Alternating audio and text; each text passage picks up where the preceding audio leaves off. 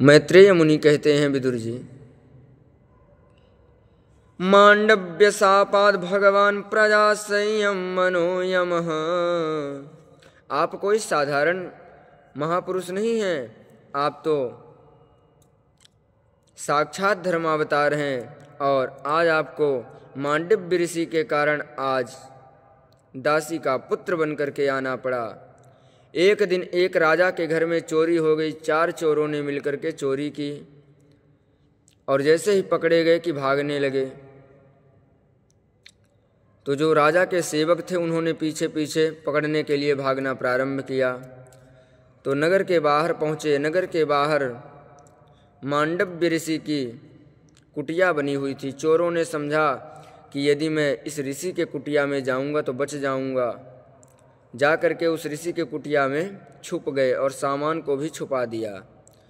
इधर से राजा के सेवक आ गए और ऋषि के कुटिया तक तो चोरों का चरण चिन्ह बना हुआ था, उसके आगे कहीं दिख ही नहीं रहा था कि किधर चले गए।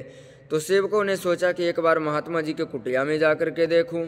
जैसे ही अंदर गए कि महात्मा जी के कुटिया में सामान सारा मिल गया। अंदर गए तो ये जो चोर थे ये भी महर्षि जी के साथ में बैठे हुए थे और वो जो ऋषि थे वो तो अपने ब्रह्म चिंतन में बैठे हुए थे।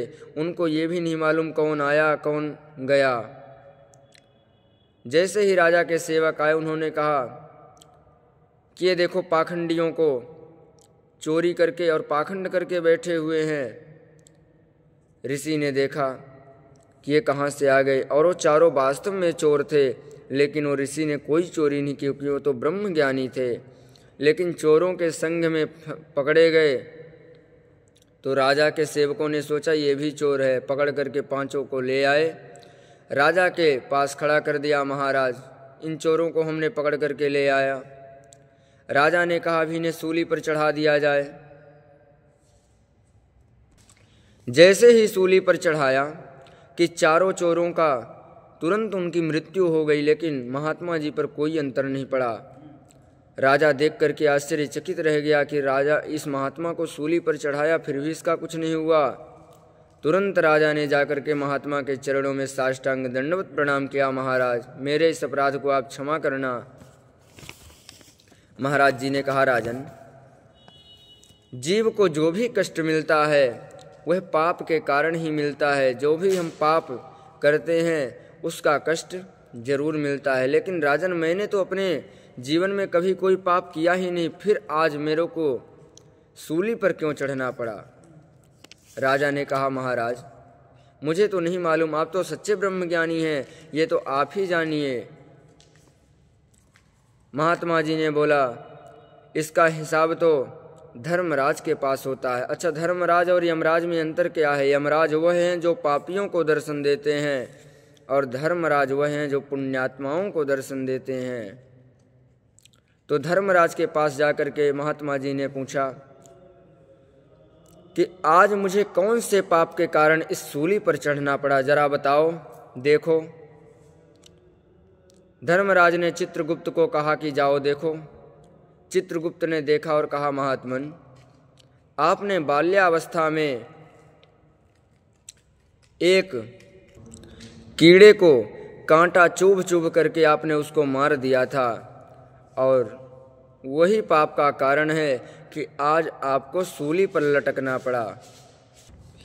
महात्मा जी ने कहा, राजा, अच्छा आप ये बताओ, बाल्यावस्था में बालकों को तो ज्ञान नहीं होता कि क्या पाप है, क्या पुण्य है, क्या सत्य है, क्या असत्य है। तो अनजाने में हुआ, तो अनजाने में हुए का इतना बड़ा आपने मुझे क्यों पाप दिया कि आज मुझे सूली पर चढ़ना पड़ा? धर्मराज बोले, ये तो पाप का कारण था जो आपको चढ़ना पड़ा।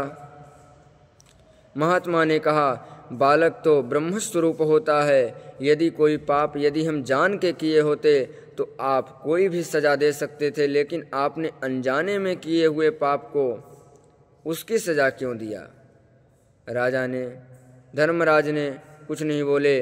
उसी समय ऋषि ने मांडव ऋषि ने श्राप दे दिया कि राजन जाओ और तुम भी दासी पुत्र बन जाओ और सुख दुख को पहचानो कि क्या सुख है और क्या दुख है, इसका प्रसंग जाओ और पृथ्वी पर अच्छे से विस्तार से श्रवण करो।